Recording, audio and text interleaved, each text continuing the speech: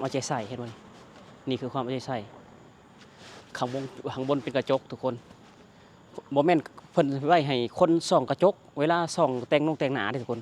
เวลารถออกมาจากซอยสีแนมเห็นหมดทุกคนเนาะเพิ่นสิติดไว้บางสีแยกแบบนี้นี่เห็นบ่ทุกคนเห็นบ่อยู่บ้านบ่าวต้นนี่ยังบ่เห็นแบบนี้บ่ทุกคนสุดยอดบ่นี่คือประเทศที่กำลังพัฒนาเนาะแต่ว่าบ่าวต้นเห็นเพิ่นปักสวัสดีครับพ่อแม่พี่น้อง FC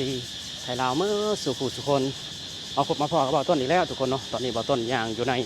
หมู่บ้านที่บ่าวต้นอยู่นี่แหละทุกคนเนาะย่างในหมู่บ้านบ่าวต้นอยู่นี่แหละบ่าวต้นพาพี่พาน้องมาชมบรรยากาศยามค่ำแรงๆตอนนี้ก็บ่าวต้นถ่ายคลิปอยู่เป็นวันที่14แล้วทุกคนวันที่14เป็นเวลา6:45 นาทีเนาะก็มืดแล้วทุกคนมืดนี่บรรยากาศอยู่ในหมู่บ้านประเทศไทยทุกคนบ่าวต้นอยากให้เบิ่งเนาะบ้านที่ประเทศที่เพิ่นพัฒนาเนาะประเทศที่ประชาชนมีการศึกษาทุกคนประชาชนมีการศึกษาประเทศที่กำลังพัฒนาสิเป็นแบบนี้เนาะบรรยากาศอยู่ตามท้องถนนก็เงียบทุกคนบ่มีเสียงเพลงนี่บ่มีเลยเสียงเพลงไม่มีเลยครับต้นจะพาพี่น้องย่างไปเบิ่ง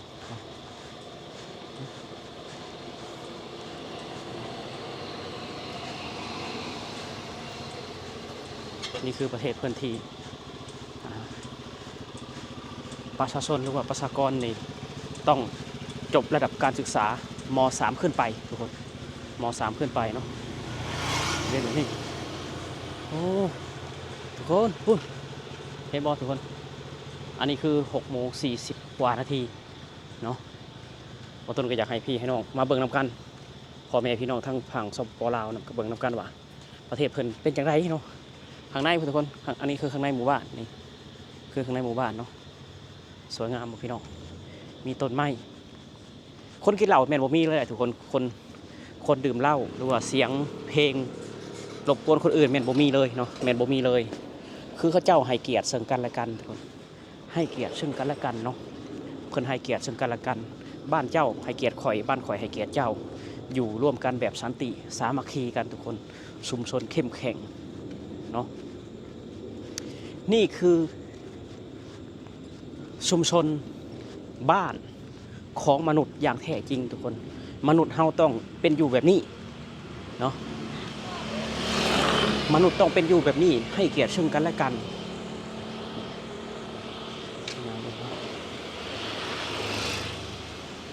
ต้นพาอย่างของคุณเนาะโอ้โหพี่น้องเอ้ยคุณอันนั้นทางออกสู่ถนนใหญ่ทุกคนนะทางออกสู่ถนนใหญ่อันนี้ทางเขาในหมู่บ้านเนาะเข้าไปข้างในก็สุดซอยให้ทุกคนบ้านเพิ่นจะปลูกต้นดูเนาะดูอย่างพี่น้องดูมาเล่บ่พี่น้องอันนี้คือซอยทุกคนซอยนี่อันนี้คือซอยเนาะอันนี้ก็ซอยทุกคนโอ้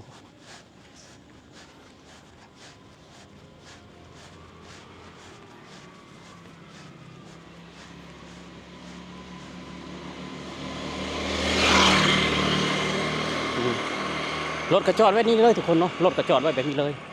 บ่มีขโมยบ่มีรถจอดไว้แบบนี้เลยเนาะบ่มี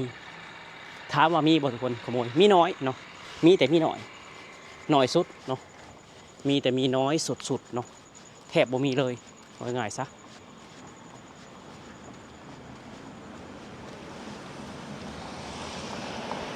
นี่ทุกคนบ่ต้นอยากให้เบิ่งนี่คือความเอาใจใส่ทุกคนนี่คือความเอาใจใส่เห็นไหมนี่คือความเอาใจใส่ข้างบนเป็นกระจกทุกคนโมเมนต์เพิ่นไว้ให้คนส่องกระจกเวลาส่องแต่งหน้าทุกคนเวลารถออกมาจากซอยสีแนมเห็นหมดทุกคนเนาะเพิ่นสิติดไว้บางสีแยกแบบนี้นี่เห็นบ่ทุกคนเห็นบ่อยู่บ้านบ่าวต้นนี่ยังบ่เห็นแบบนี้นี่ทุกคนเห็นบ่นี่กระจกเพิ่นส่องเวลารถเลี้ยวเข้าเลี้ยวออกเนาะหรือว่ารถลิ่งทางตรงบ่เบิ่งบ่ต้นสิพาเบิ่งถนนในหมู่บ้านอันนี้คือถนนในซอยนี่ทุกคนนี่ถนนในซอยนี่ถนนในซอยนี่เบิ่งในถนนในซอยสุดยอดบ่นี่คือถนนในซอยทุกคนงามคักเนาะนี่ ถนนในซอยกลางวันคือกลางคืนเลยทุกคนโอ้โห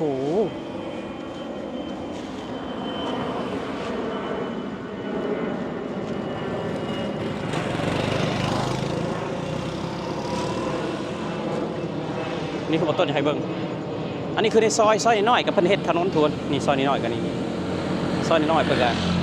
เห็นคุณค่าของซอยน้อยได้นี่บ่แม่นถนนหลวงนี่คือถนนในซอยในหมู่บ้านทุกคนถนนในซอยในหมู่บ้านเนาะฝั่งนั้นก็ถนนในซอยในหมู่บ้านนี่บ่งามบ่ทุกคนสุดยอดบ่นี่คือประเทศที่กำลังพัฒนาเนาะแต่ว่าบ่ต้นเห็นเพิ่นประกาศว่าอยู่ในอำเภอบ่ต้นอยู่นี่ยังมีครอบครัวที่ทุกข์ยากอยู่100 กว่าครอบครัวเนาะทุกคนเพิ่นก็อยู่ในชุมชนนี่ก็เพิ่นก็บริจาคข้าวสารอาหารแห้งมาม่าปลากระป๋องเนาะทุกคนเพื่อไปช่วยเหลือครอบครัวที่ทุกข์ยากประเทศไทยเจริญสำนี้เพิ่นยังมีครอบครัวที่ทุกข์ยากทุกคนแต่บางประเทศเนาะประกาศว่าเป็นเมืองพ้นทุกข์แบบ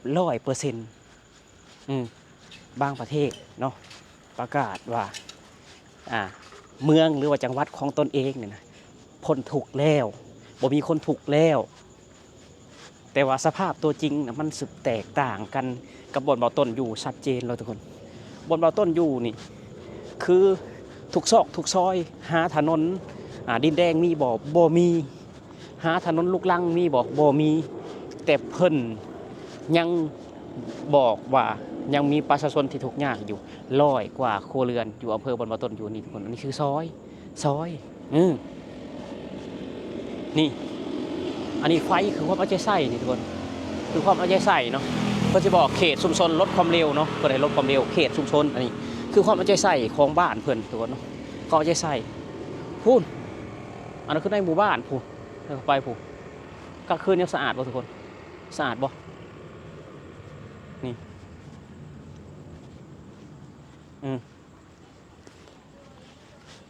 เพิ่นยังประกาศว่าอยู่ในอำเภอ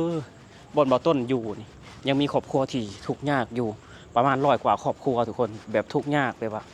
ทุกข์ยากสุดๆเลยวะทุกข์ยากกะถามว่าทุกข์ยากสุดๆบ่ต้นเสื้อเลยนะว่าอยู่ในประเทศไทยนี่บ่มีดอกว่าทุกข์ยากจนว่าขาดแคลนอาหารการอยู่กันกินเนาะทุกคนบ่มีเนาะบ่ต้นคิดว่าบ่มีเนาะแต่ว่าทุกข์ยากของเพิ่นก็คือมาตรฐานของประเทศไทยเนาะให้ก็ฮู้อยู่ว่ามาตรฐานของประเทศไทยเป็นแบบใดเอาผมให้เบิ่ง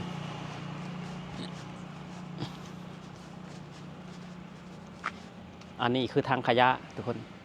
ทางขยะเลี้ยงไว้นี่เลยนี่มีทางขยะเลี้ยงไว้นี่เลยบ้านเมืองสะอาดทุกคนบ้านเมืองสะอาดแต่ว่าเพิ่นยังบ่ได้ย่อตัวเองอวดตัวเองว่าบ้านเมืองเพิ่นพัฒนาแล้วทุกคนเพิ่นสิบ่เว้าคนที่เขาฉลาดนะเขาสิบ่เว้าว่าตัวเองเก่งเนาะคนที่ฉลาดเขาสิบ่เว้าว่าตัวเองเก่งคนรวยเขาสิบ่บอกว่าตัวเองรวยคนรวยเขาสิบ่บอกว่าตัวเองรวยเขาสิสร้างไปเรื่อยๆสร้างไปเรื่อยๆเนาะนี่อยากถามทุกคนเนี่ยอันนี้คืออยู่ในสวนสาธารณะไฟยังสว่างขนาดนี้ถามว่าเพิ่นจนหรือเพิ่นรวยเนาะถามพี่น้องว่าเพิ่นจนหรือเพิ่นรวยอันนี้คือถนนให้คนในชุมชนวิ่งออกกำลังกายอันนี้คือโต๊ะม้าหินอ่อนให้คนนั่งพักผ่อนถามว่าเพิ่นรวยบ่มีกล้องวงจรปิดอยู่ในเสาไฟเป็นเสาไฟเล็กแต่เพิ่นบ่ได้บอกว่าเพิ่นรวยเพิ่นสิอยู่เงียบๆทุกคนเนาะพัฒนาตัวเองไปเรื่อยๆแต่ตรงข้ามกับบางประเทศบอกว่าบ้านเจ้าของนี่เป็นบ้านพ้นทุกข์100%เอายังมาวัดเอาตลับเมตรหรือว่าเสือกมาวัดเนาะอันนี้บ่ต้นกับบ่ฮู้นำเพิ่นเนาะเอายังมาวัดนี่เพิ่นเนาะเห็นบ่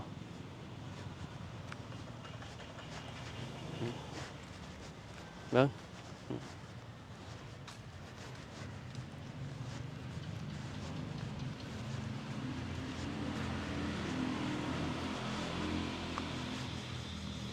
อันนี้คือเพิ่นจัดสรรให้ลูกให้หลานเพิ่นได้ออกกำลังกายให้ลูกให้หลานเพิ่นมีการละเล่น ามว่ารวยบ่ทุกคน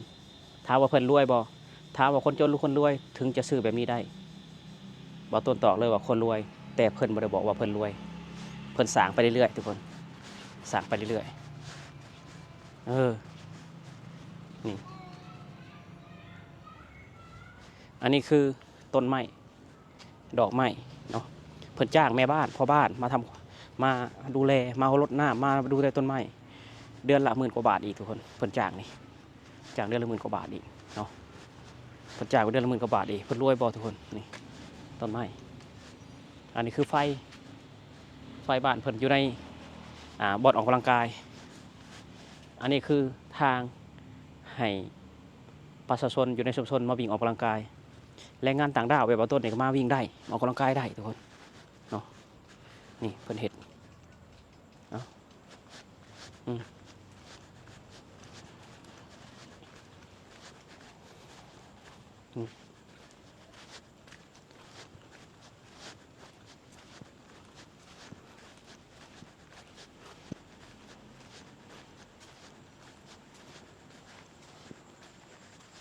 อันนี้ศาลาเพิ่นเอาไว้ออกกำลังกายศาลา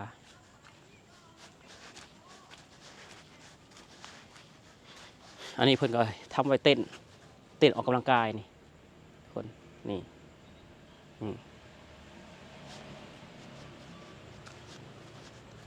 แต่เพิ่นบ่ได้บอกว่าเพิ่นรวย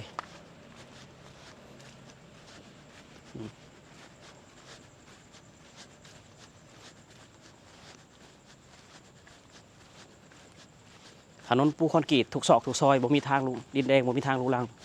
แต่บ่ได้บอกว่ารวยบางประเทศถนนลูกลังสะพานเป็นหลุมรถไปสิบ่ได้บอกว่าเป็นเมืองที่พ้นทุกข์เป็นเมืองที่พ้นทุกข์ไปแล้ว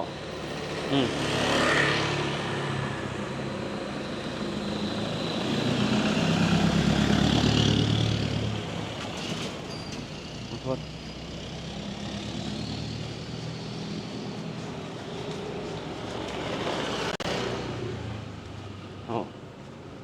ในหมู่บ้านของเพิ่นเนาะนี่ตอนสิพามาเบิ่ง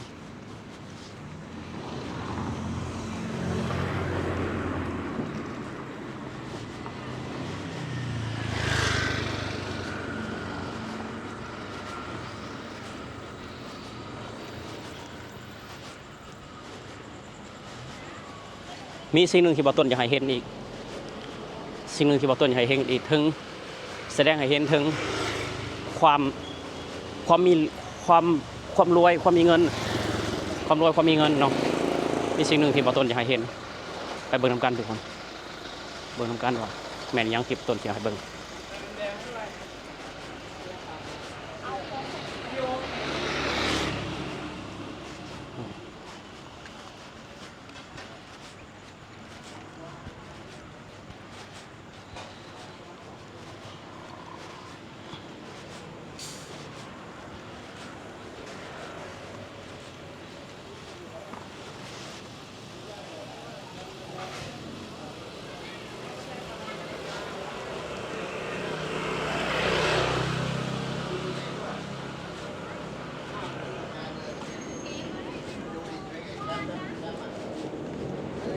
คนเหนือ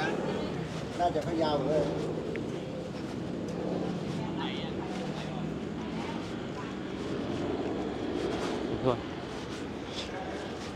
นี่สิ่งหนึ่งที่บ่ต้นอยากให้เบิ่งทุกคนอันนี้คือบ่แม่นวัดเด้อทุกคนอันนี้คือบ่แม่นวัดเนาะ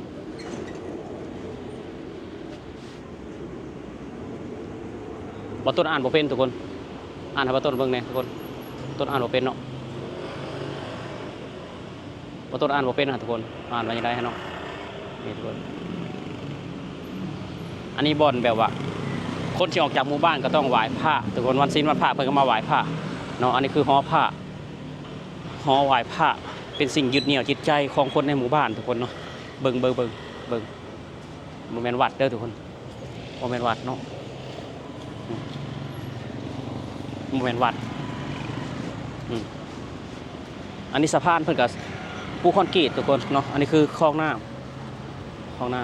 ำสะพานเพิ่นก็สิปูคอนกรีตนี่อันนี้คือต้นดอกคูณทุกคนต้นดอกคูณต้นดอกคูณอยู่ในประเทศไทยนี่บ่ว่าแต่ละฤดูใดก็ออกดอกตลอดทุกคนออกดอกตลอดเพราะว่าหยังเพราะว่ามีความอุดมสมบูรณ์ของน้ำแล้วก็ปุ๋ยเนาะทุกคนเนาะจึงเฮ็ดให้ดอกคูณนี่ออกดอกตลอดบ้านบ่ต้นเห็นแต่ดอกคูณออกดอกช่วงสงกรานต์แต่ว่าประเทศไทยออกดอกตลอดนี่งามบ่ทุกคนโอเคทุกคนสำหรับคลิปนี้เนาะบ่ต้นก็สิขอลาพี่ลาน้องไปเพียงแต่เท่านี้เนาะทุกคนสำหรับคลิปนี้บ่ต้นขอกล่าวคำว่าสวัสดีครับผม